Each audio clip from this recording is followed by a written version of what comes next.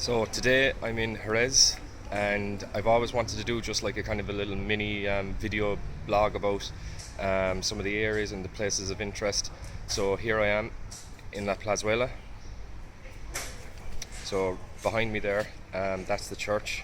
I've been in the church once for mass. It was quite interesting, the mass being said. It's the same whether it's in English or Spanish, and I was actually very surprised that I could actually follow the whole ritual or ceremony. So quite interesting. Moving forward, so there's the queen of the Plazuela, La Reina Paquera de Jerez. One of the most famous female singers from Jerez. Nothing more needs to be said about her. I mean, every time it's like, oh, I listen to that woman, something new pops into my head, or I appreciate the music like go even further. Just one of the greatest like singers like from Jerez. And behind me here is Bar La Plazuela. So this area around here is where a lot of the action goes on. I've often seen people that spontaneously start into song. There's a lot of people living in this neighborhood, and I mean overall it's like quite beautiful. So kind of walking a little bit further, kind of looking at the things that I do like in Jerez, and one of being from a kind of a background that's Catholic. One of the things that kind of interests me the most would be some of the art and some of the outside murals. So here we have one of the kind of the classic images of the Christ. I mean this particular church, I don't completely know like the history of it, but I think the name is La Plazuela de la Hiedra, and I think the word Hiedra refers to ivy. So moving over to the other side, there's the main door. It's quite a small little church or chapel inside. I've been in the mass on 2 occasions, and it's a very beautiful little church inside.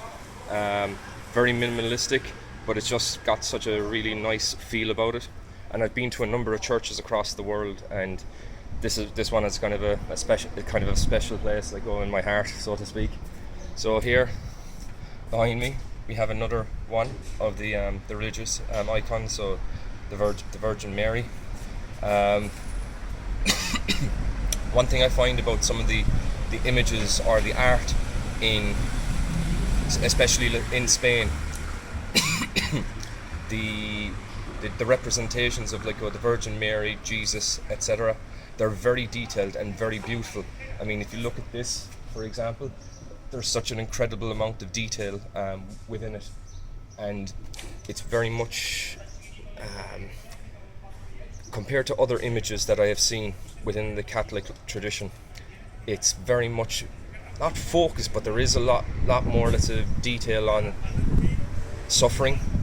If you look at, let's say, the face of the Virgin Mary there's a lot of suffering, or sufrimiento, or sadness.